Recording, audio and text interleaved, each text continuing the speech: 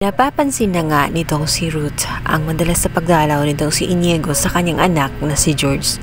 Kung kaya't sinabihan niya itong si George kung nanliligaw na ba itong si Inigo sa kanya dahil iba na ang kanilang mga titigan.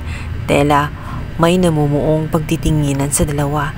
Subalit pinagkaila pa rin itong si George at hindi niya aaminin sa kanyang inang si Ruth na may something na nga sa kanilang dalawa. Pero inamin din noon nitong si George na gumagawa siya ng paraan ngayong ulila na siya at hindi na niya alam kung sinong kakampi niya sa loob ng palasyos. At wala namang mali kung maging mabuti ang pakikitungo niya dito kay Inigo dahil widow na naman siya at si Inigo ay binata naman. Pagkakatiwalaan nga ba itong si Inigo? Gayong kaduda-duda naman ang kanyang mga kilos. Bigla na lamang siyang lumitaw matapos mamatay nga itong si Basil.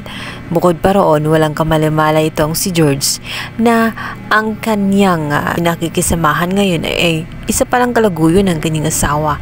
Dahil mamagitan noon kina Inigo at kina Basil, hindi alam ni George na ang kanyang asawa pala ay dalawa ang katauhan.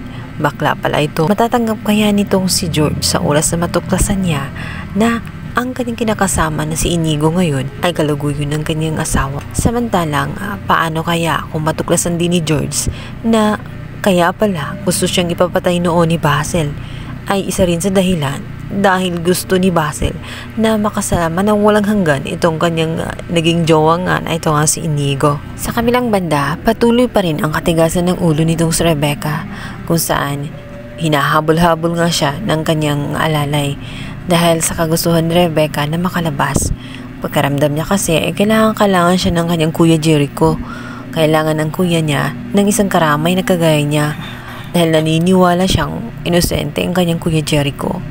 Hanggang sa lubungan niya itong si George kung saan haharangin siya. Sasabihan niya itong si Rebecca na sumunod na lamang sa kanyang alalay at huwag nang matigas ang ulo dahil mapapahamak lamang siya sa labas. Kriminal ang kanyang kuya. Subalit hindi naniniwala si Rebecca. Sinabi nito na naniniwala siya sa kanyang kuya Jericho at inosente siya. Hinawakan siya nitong si George, subalit biglang nagulantang itong si Rebecca.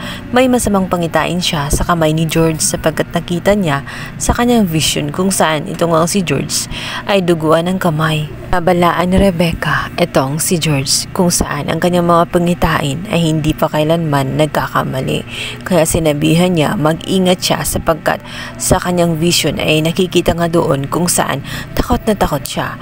Siya kaya ay nakapatay o napagkamalan kaya siyang mamamatay tao.